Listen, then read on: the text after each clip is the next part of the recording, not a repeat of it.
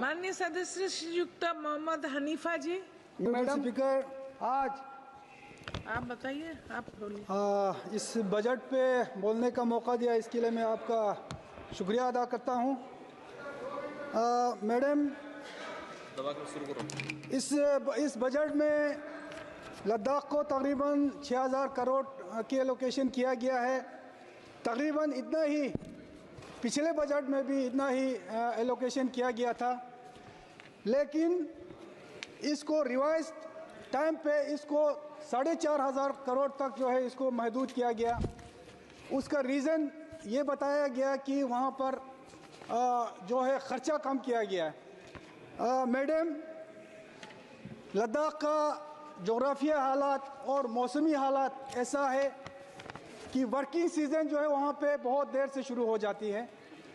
तकरीबन बारिश के बाद वहाँ पे वर्किंग सीज़न शुरू होता है, और जो बजट पे जो रिव्यू किया जाता है वो सितंबर में किया जाता है वहाँ पे, और बारिश और सितंबर के बीच में बहुत कम वक्त होती है उसको खर्चा होने में। बिलिंग प्रोसीजर जो है वो तैयार नहीं होती है सितंबर तक, तो रिव्यू के वक्त जो है वो एक्सपेंडिचर जो है वो सामने नहीं आती। ये जो इशू है मैंने ऑनरेबल फाइनेंस मिनिस्टर साहिबा के सामने भी रखा था।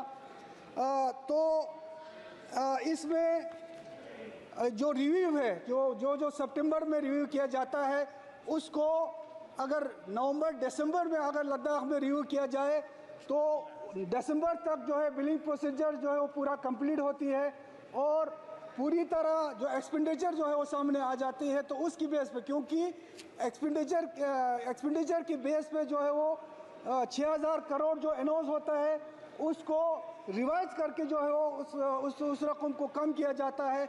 अगर दिसंबर में अगर ये रिव्यू किया जाए उस वक़्त पूरी तरह जो है लद्दाख का जो एक्सपेंडिचर है वो सामने आ जाता है, तो पूरा जो बजट अनाउंस होता है वो मुकम्मल तौर पे वो वहाँ पे खर्च किया जाएगा। दूसरा, इसके अलावा मैडम, लद्दाख में लद्दाख ऑटोनोमस हिल डेवलपमेंट काउंसिल है, जो एक वाहिद संस्था है, वाहिद एक सेटअप है जहाँ पे ग्रास रूट लेवल से आवाम के चुने हुए नुमाइंदे जो है उस काउंसिल में आके ग्रास रूट लेवल का जो है प्लान वहाँ पे तैयार किया जाता है। मगर उस काउंसिल को इस बजट का जो 6000 करोड़ जो बजट अनाउंस किया जाता है उसका महज 10% जो है उसके अख्तियार में दिया जाता है। तो हमारी डिमांड है कि ऑटोनोमस हिल डेवलपमेंट काउंसिल को कम से कम 40 से 50% जो बजट है उनके अख्तियार में दिया जाए। और काउंसिल एक्ट में हम यहाँ पे पिछले बार जब जम्मू कश्मीर की रीऑर्गेनाइजेशन जो बिल लाया गया था उस वक़्त ऑनरेबल होम मिनिस्टर साहब ने यहाँ पे वादा किया था कि ऑटोनोमस हिल डेवलपमेंट काउंसिल का जो पावर है उसको एम्पावर किया जाएगा, उसको घटाया नहीं जाएगा। लेकिन ऑटोनोमस हिल डेवलपमेंट काउंसिल के पास जो बजट जाता है, जो कैपेक्स बजट जाता है, वो जो 2019 में जो यूटी बनी उससे पहले ये नॉन लेसेबल हुआ करते थे, लेकिन अब वो लेसेबल है। तो हिल काउंसिल को तकरीबन 40-50% इस बजट का उनको दे के उसको नॉन लेसेबल बनाया जाए। ऑनरेबल मैडम, आज यहाँ पे इम्प्लीमेंट पे काफ़ी बातें हुई।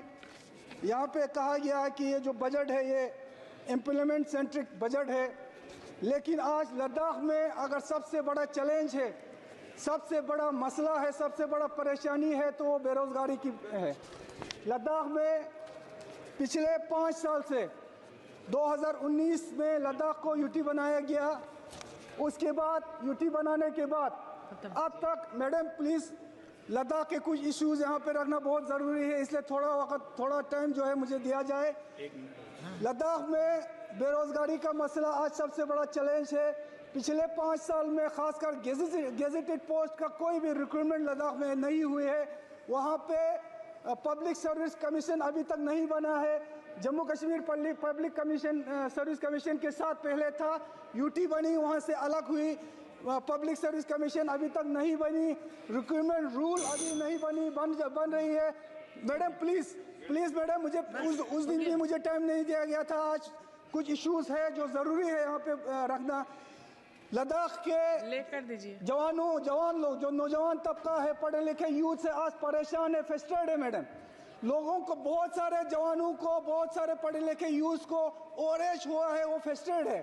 आज लद्दाख में जल्द से जल्द रिक्रूटमेंट सिस्टम को जो शुरू किया जाए, पीएससी का गठन किया जाए। अगर लद्दाख को अलग से पीएससी देने में मुश्किलात है तो जम्मू कश्मीर पीएससी के साथ रखा जाए और जल्द से जल्द रिक्रूटमेंट शुरू किया जाए। और रिजर्वेशन 80% की बात पिछले हाई पावर कमेटी के गवर्नमेंट के साथ मीटिंग में हुई थी।